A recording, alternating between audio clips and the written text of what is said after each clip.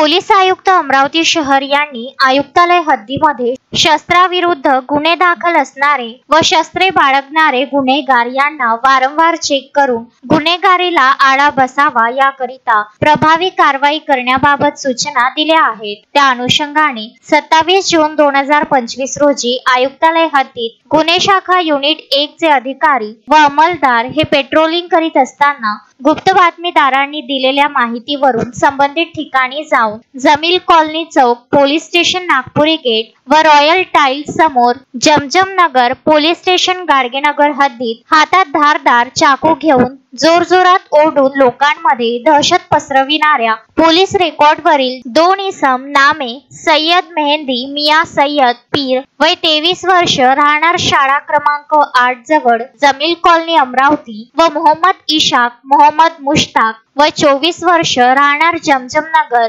अमरावती यांना शस्त्रासह ताब्यात घेण्यात आले व त्यांच्या विरुद्ध संबंधित पोलीस स्टेशन येथे कलम 425 आर्म ऍक्ट तसेच पोलीस आयुक्त अमरावती शहर यांचे मनाई आदेश कलम 37(1)(3) चे उल्लंघन कलम 135 प्रमाणे गुन्हा नोंद आहे। ताब्यात घेण्यात आलेल्या आरोपितांचा गुन्हे अभिलेख पडताळला असता आरोपी क्रमांक 1 याच्या विरुद्ध पोलीस स्टेशन सिटी कोतवाली येथे कलम 307 भादवी अन्वये तसेच पोलीस स्टेशन नांदगाव पेठ येथे NDPS चे 2 गुन्हे दाखल आहेत। आरोपी क्रमांक 2 याच्या विरुद्ध पोलीस स्टेशन गाडगेनगर येथे कलम 324 भादवीनुसार 2 गुन्हे नोंद आहे। आरोपींकडून एक जुना वापरता लोखंडी काळ्या रंगाचा चाकू ज्याची एकूण लांबी 13 इंच असून पात्याची लांबी 9 इंच रुंदी 2 इंच टोकदार पाते व एका बाजूने काटेदार असलेला समोर निमुळते